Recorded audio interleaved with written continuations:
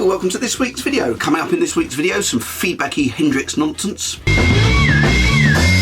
a guitar in a bin, and I support a band that were massive in the 80s. So this week's video is a gig diary. It's been pretty busy in the run up to Christmas, which it isn't every year, but it has been this year, luckily, which I've been enjoying. Had some nice gigs, and I'm going to show you a few of my gigs from last week. Not all of them, because some of them get a bit repetitive, as I mentioned last week. So these are the ones where I've got something to talk about. Before I get onto the gig footage, the eagle-eyed amongst you have seen my channel before might notice I've got a different amplifier behind me this week. Now this is my Carr Viceroy, is I think they're what it's called. That's there instead of my Milkman. The reason is I grabbed that amp out to try it, as I haven't used, that used to be my amp that I used all the time. Since I've had the Milkman, I've been using that constantly, but I got that one back out and I'm really enjoying playing through it, and for the first time I played my 335 foot through it, so you shall see that coming up in a little while. The first gig I'm going to show you is with my trio, and I want to show you the poster that the pub did for this because I think it's really cool, and I found out it's a guy called Troy did them for me. Check this out. He's pulled all the images off my website and managed to put this together. He did one for my solo gig as well a little while ago, which is this one.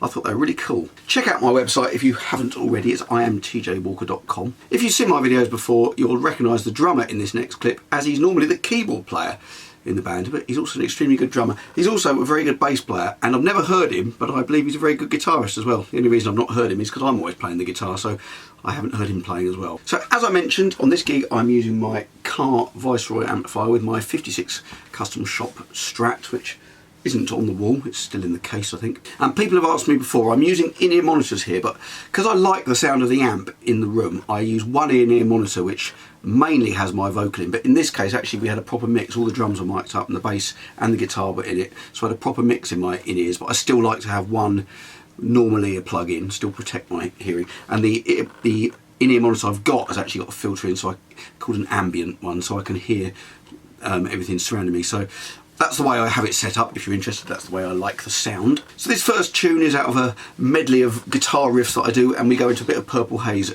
And this amp, it fed back much more than the proper feedback, much more than the Milkman does for some reason. I don't know why, but anyway, here we are. Here's a little clip of me doing some Hendrixy stuff.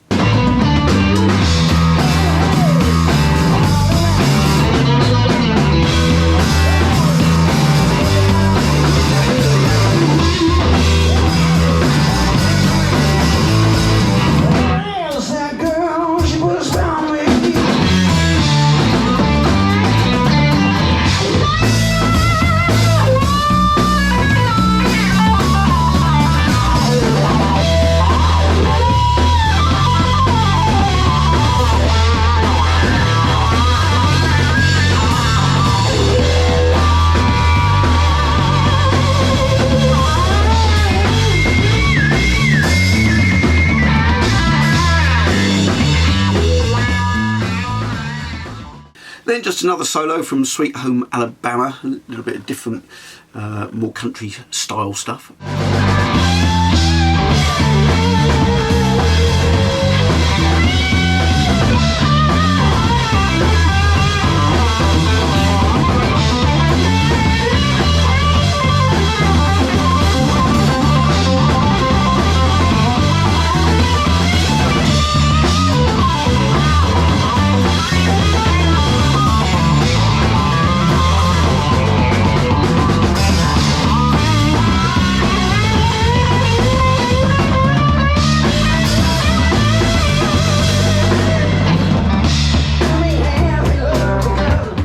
And then this clip, so you can hear the clean tone, we're doing Kiss by Prince, so it's got a sort of clean, funky tone. And this amp, I had it set to break up a bit more actually, but it's still pretty clean. I mean, it was set on 7 watts, and you can hear how loud it is in relation to the bass and drums, and it's still pretty clean at that volume. Not so much the case what later on you'll see with the 335, but with the single coils it still stays pretty clean, even at 7 watts. So check this out, this is Kiss by Prince.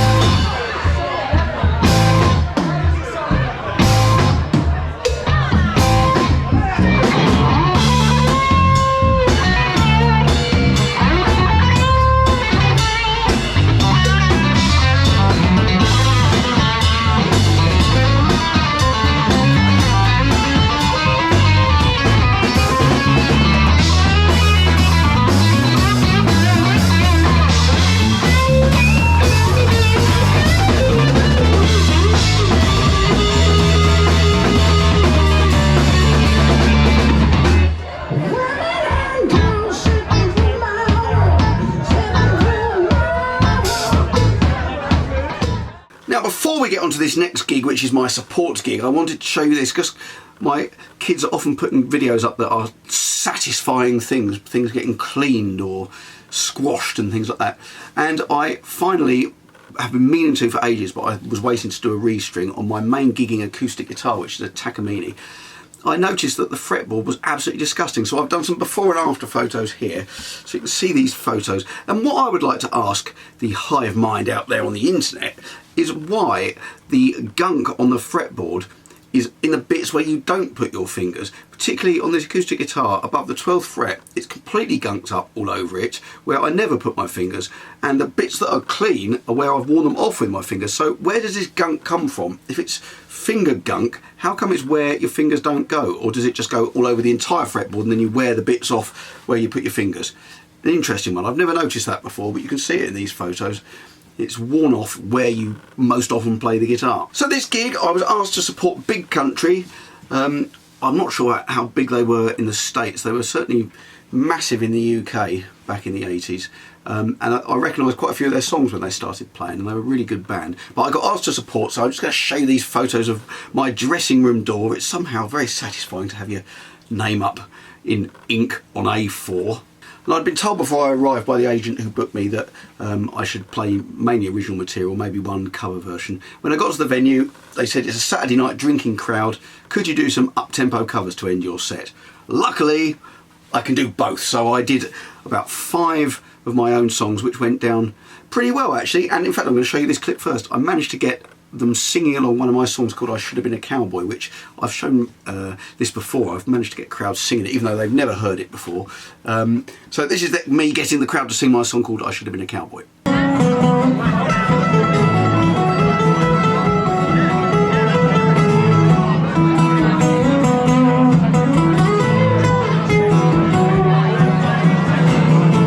you reckon you can all sing along with that chorus? Have you learned it? Let's just stick with the I Should Have Been a Cowboy. I guess I should have been a cowboy. Could have played those cowboy songs too. Oh, that's good, because you've never heard it before. Yeah, let's do it. I guess I should have been a cowboy. I could have played those cowboy songs. If you want to hear that song in its entirety, it's on all digital platforms. Just search for me, TJ Walker, Should Have Been a Cowboy, and you'll find it. It's a song that I wrote. It's all true, every word in that song. It's all about a trip we took when we were on our honeymoon in Vegas. We went out to a ranch near the Grand Canyon and went and had a meal cooked by cowboys. And then the cowboy played to us, and Sarah, my wife, said, well, he plays the guitar. So the cowboy went off, got his spare guitar, and we ended up playing together. And it was at that point I was still unsure about playing country music in the UK, and I thought, do you know what, I don't care, I'm just going to do country music. So this is called I Should Have Been a Cowboy. For cowboy, obviously read country singer. I wasn't going to come back to the UK and start riding a horse, wearing a hat, rounding up cows in fields. I'm just going to show you this second one of my songs. This is called Long Game. It's the title track off my first album, and I use my quad cortex when I'm playing acoustic guitar, and I use it for looping and all the effects, and you can hear it here. I set up a loop and then solo over it. And if you're interested on how I set up my quad cortex to do that, I actually did a video on it which I'll link to here. It's a kind of hybrid mode where you use the quad cortex to control itself via a MIDI loopback cable. So I did the whole video on that, so check that one out. When you get back, it might not be there. Drive you to drink unto despair. Start thinking about the long game. Thinking about the long game. Yeah, thinking about the long game. On the way home, she won't talk to me. I couldn't see what my old man means. Catching his eye in the rear view. I bet he's never had a car.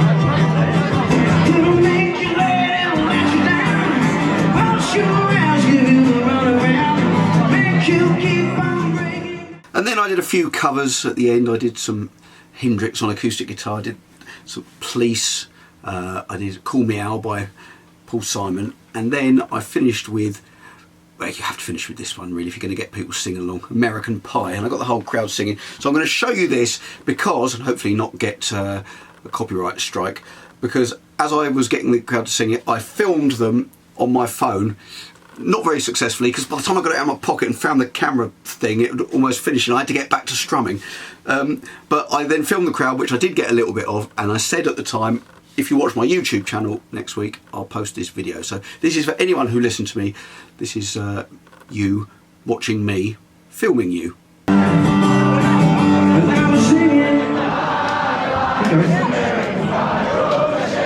going to film this.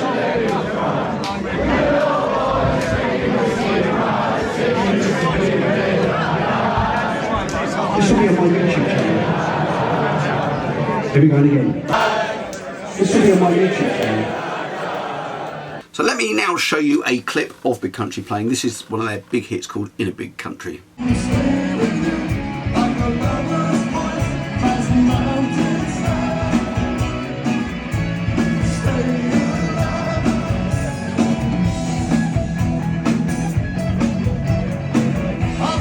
Now what they are famous for is making their guitars sound like bagpipes. Well, that's what I thought, but I've just looked it up today, and apparently they never were trying to make it sound like bagpipes. People kind of assumed it was. It was that kind of sound, and because they're Scottish, I guess people put 2 and 2 together and made 5. But the guitarist said that was never what they were going for.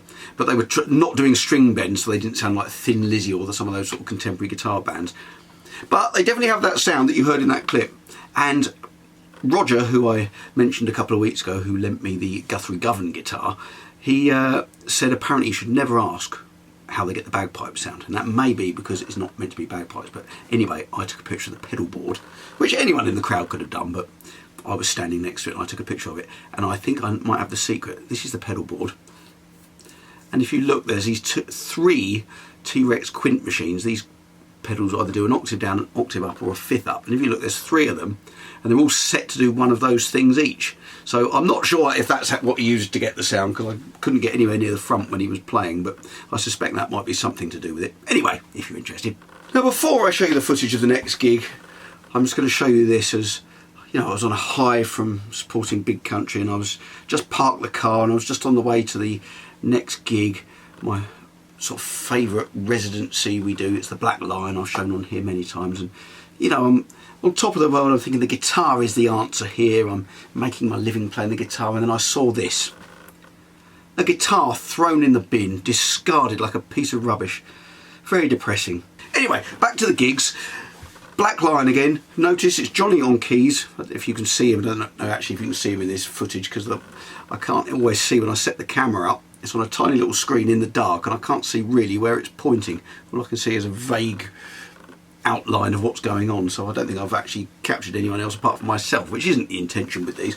Anyway, Johnny's on keys, and I'm using my Carr amp for the first time with my 335, and what I wanted to do, you get this foot switch which plugs into the back of the amp, and what it does is a partial tone stack bypass which gives you more gain. It's a kind of mid boost. You can do it on top of the amp as well by clicking the mid off, and this first couple of solos definitely, and maybe the third one, I'm not using any drive pedals or effects. This is purely the overdrive coming from the amplifier by clicking this on, and it's not that loud. It's still quite loud. The amps are 7 watts, and I did have to turn down after the first solo because Johnny was at the front and said it was, I couldn't tell because I had the in-ears in, but he said it was a bit loud relative to the rest of the band. So 335 straight into the Carr amp. This is the tone. This is Valerie, this solo.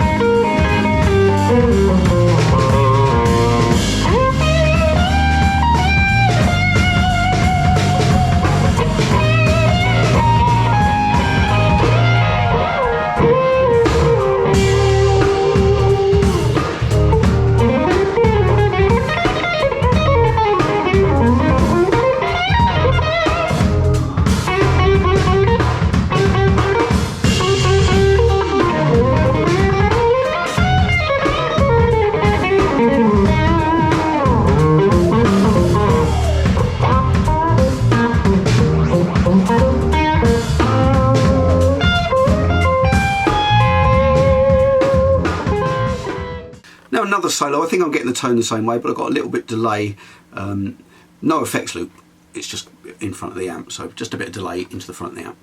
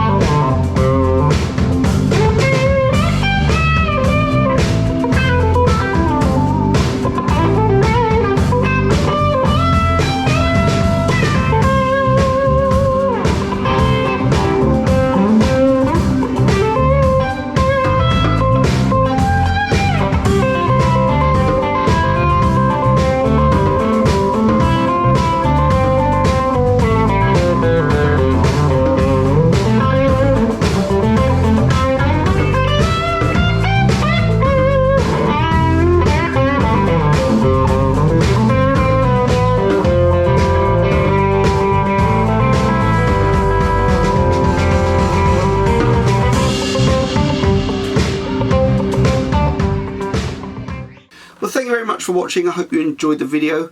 I've got another busy week coming up, the run up to Christmas, so I expect I should be doing another gig diary next week. So please hit like, hit subscribe, hit the bell, then you'll know when my new videos are coming out. And I hope to see you on next week's video. But I'm going to leave you with this clip of another solo from the gig at the Black Lion. This is from Signed, Sealed, Delivered. And if you notice at the beginning, I'm bending down fiddling with something. So I think actually I'm using my Boss blues driver for the drive sound on this particular song. And we were only at the end of the first verse, and Josh turned around and gave me the solo. And I was like, we've only done one verse. To which he apologised. He must have got lost. Anyway, so hence the slightly stalled nature of the beginning of this solo. But anyway, I'm going to leave you with this solo because it turned out all right in the end. So I hope to see you next week.